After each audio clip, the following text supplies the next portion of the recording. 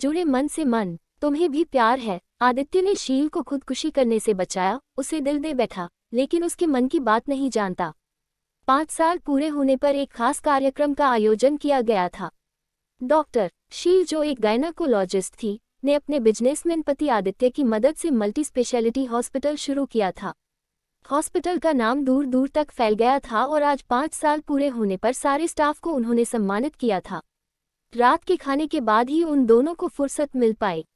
Doctor शील घर लौट आई और आदित्य कुछ काम से बेंगलुरु के लिए रवाना हो गया। बिस्तर पर लेटी वह समारोह के बारे में सोचने लगी, फिर अचानक पुरानी बातें उसके मन मस्तिष्क पर दस्तक देने लगी। इस समय वह आदित्य को मिस कर रही थी। आदित्य ही तो है जिसने उसकी जिंदगी के हर पृष्ठ पर हिम्मत और कामयाबी की इबारत लिखी है। वही तो है जिसकी वजह से वह फिर से जी उठी थी और आज एक सफल डॉक्टर बन पाई है। प्यार जताने के लिए शब्दों का सहारा लेने की जरूरत नहीं, उसके लिए तो बस साथ होने का भरोसा ही काफी होता है। उन दिनों वह मेडिकल प्रवेश परीक्षा पास करने के बाद इस बात की प्रतीक्षा कर रही थी कि उसे किस मेडिकल कॉलेज में दाखिला मिलेगा। पापा के लिए, जो एक स्कूल में टीचर थे, मेडिकल की पढ़ाई का खर्चा उठाना संभव नहीं था। घर की आर्थिक स्थिति से अवगत होने के बावजूद उसने पापा को बहुत मनाने की कोशिश की, पर उन्होंने कहा कि वह साइंस लेकर अपनी पढ़ाई पूरी कर ले, डॉक्टरी पढ़ना जरूरी नहीं है।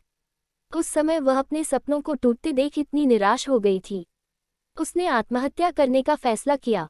पुल से नीचे नदी में कूदने के विचार से वह दोपहर को पुल पर जा पहुंची। उस समय न तो ज्यादा लोग थे और न ही वाहन आ जा रहे थे। वह पुल की दीवार पर चढ़कर कूदने ही वाली थी कि किसी ने उसे पीछे खींच लिया। वह बुरी तरह से कांप रही थी। एक युवक ने उसे थामा हुआ था। स्पर्श में एक कोमलता होने के बावजूद एक दृढ़ता थी। कोई गारंटी थोड़े ही है कि छलांग लगाओगी और मर ही जाओगी। हो सकता है बच जाओ। लोग तो तुम्हारे मरने के बाद भी बातें बनाएंगे ही, पर बच गई तो खुद को जवाब देना ज्यादा कठिन हो जाएगा, उस युवक ने कहा था। उसके स्वर में गुस्से के साथ साथ व्यंग भी था। एक अनजान युवक से डांट खाकर सचमुच तब बहुत शर्मिंदगी महसूस हुई थी। इतना बड़ा कदम उठाने का अवश्य ही कोई बड़ा कारण होगा, लेकिन मैं जानना नहीं चाहता। वह तुम्हारा पर्सनल मामला है और हो सकता है तुम्हें बताने में संकोच हो, लेकिन मैं तुम्हें तुम्हारे घर जरूर पहुंचाने जाऊंगा। इस समय तुम्हारी मानसिक स्थिति ऐसी नहीं कि तुम्हें अकेला छोड़ा जाए। हो सकता है पुल से पांव ही फिसल जाए तुम्हारा। रिस्क लेना नहीं चाहता मैं। तुम्हें बचाने के लिए इतनी मेहनत की है तो घर सही सलामत छोड़कर आना मेरा दायित्व बनता है। इस बार वह मुस्कुराते हुए बोला था। वह उसे अपनी कार में, जो पुल पर ही खड़ी थी, घर छोड़ आया था। वह उस समय वहीं से गुजर रहा था जब उसने उसे छलांग लगाते देखा था।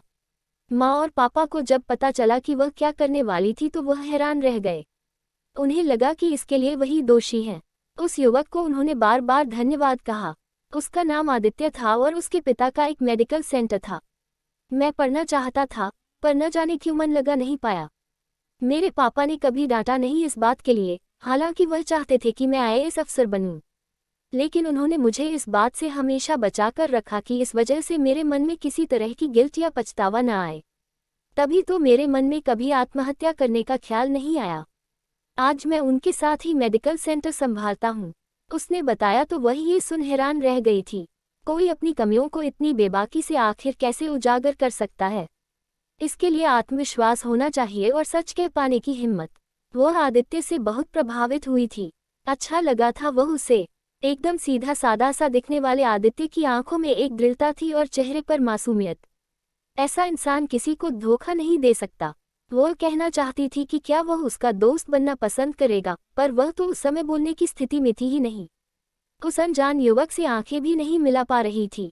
न जाने क्या सोच रहा होगा कि कैसी कायल लड़की है। उसे अपने मूर्खतापूर्ण निर्णय पर बहुत पश्चाताप हो रहा था। फिर ऐसी गलती नहीं करूंगी, ऐसा वादा उसने उस समय किया था अपने आप से। पर तब पापा ने कहा कि वह चाहे जो हो, उसकी डॉक्टर बनने की इच्छा को अवश्य पूरा करेंगे। लेकिन नियति तो जैसे उसके लिए नए द्वार खोल रही थी। उसे अपने मूर्खतापूर्ण निर्णय पर बहुत पश्चाताप हो रहा था। फिर ऐसी गलती नहीं करूंगी, ऐसा वादा उसने उस समय किया था अपने आप से। पर तब पापा ने कहा कि वह चाहे जो हो, उसकी डॉक्टर बनने की इच्छा को अवश्य पूरा करेंगे। लेकिन नियति तो जैसे उसके लिए नए द्वार खोल रही थी। आदित्य को पापा ने वजह बता दी थी। घर जाकर जब ये बात उसने अपने पिता को बताई तो उन्होंने न जाने क्या सोचकर शील के पापा से मिलने की इच्छा जाहिर की। मैं आपकी बेटी की पूरी मेडिकल शिक्षा के लिए आर्थिक मदद करना चाहता हूँ। धन की वजह से किसी की शिक्षा नहीं रुकनी चाहिए, ऐसा मेरा मानना है। आपकी सोच का मैं सम्मान करता हूँ, पर ऐसा कैसे हो सकता है? मैं आपसे पैसे नहीं ले सकता।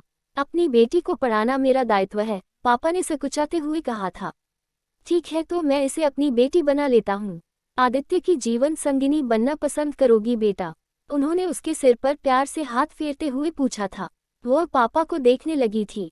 कुछ समझ नहीं आ रहा था कि जिंदगी कैसे खेल खेल रही है। आदित्य से शादी, उसके जैसा साथी पाना कौन नहीं चाहेगा। ये तो बिना प्रयत्न किए मनचाहा पाना जैसा था। पर पापा ने कहा, ये कैसे संभव है? मानता हूँ कि आदित्य बहुत अच्छा इंसान है और मैं उम्र भर उसका शुक्रगुजार रहूंगा, लेकिन उसने अपनी पढ़ाई बीच में ही छोड़ दी है और शील डॉक्टर बन जाएगी 5 सालों में। ये मेल क्या इन दोनों को खुश रख पाएगा? हो सकता है भविष्य में आदित्य के मन में हीन भावना आ जाए और वह शील की तरक्की को बर्दाश्त न कर पाए। आखिरकार फैसला हम दोनों पर छोड़ दिया गया। इतनी मुलाकातों में उसे आदित्य से प्यार हो गया था। फिर वे दोनों लगातार मिलने लगे। मुलाकातों ने एक दूसरे को समझने में मदद की। प्यार सहज ही बहुत सारी उलझनों को सुलझा देता है। तब उसे एहसास हुआ था, वह डॉक्टर नहीं भी बन पाई तो भी अब आदित्य के साथ खुशी खुशी जिंदगी गुजारने का ख्याल उसे सहलाने लगा था। तुम दोनों शादी करना चाहते हो तो मुझे कोई आपत्ति नहीं, पर शादी 5 साल बाद होगी। शील की पढ़ाई का खर्च मैं स्वयं उठाऊंगा। पापा की खुददारी का उन्होंने मान रखा और आदित्य ने कहा वह उसका इंतजार करेगा। शील, 5 साल निकल जाएंगे और पता भी नहीं चलेगा, क्योंकि हम दोनों एक दूसरे का हाथ थामे रहेंगे। मैं हर कदम पर तुम्हारे साथ हूँ। तुम पढ़ाई करो और मैं बिजनेस को एक नए मुकाम पर ले जाना चाहता हूँ ताकि आर्थिक रूप से कमजोर लोगों की मदद करने के पापा के सपने को कभी टूटने न दूँ। आदित्य का साथ पाकर फिर कुछ भी मुश्किल नहीं रहा था उसके लिए। उसके बाद दोनों ने इस अस्पताल की नींव रखी। जो पैसे नहीं दे सकते, उनका यहाँ मुफ्त इलाज किया जाता है। अचानक बेल बजी। शील बीती बातों से चौंककर वर्तमान में आ गई। आदित्य था, मन नहीं किया आज तुम्हें छोड़कर जाने का, इसलिए बेंगलुरु की अपनी यात्रा स्थगित कर दी। आदित्य ने उसके गालों को चूमते हुए कहा। शील मुस्कुरा दी, वह भी तो कितना मिस कर रही थी उसे। अब अजीब नहीं लगता आदित्य का हैरान करना।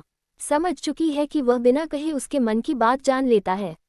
जब मन से मन जुड़े हों तो शब्दों का सहारा लेने की जरूरत नहीं पड़ती।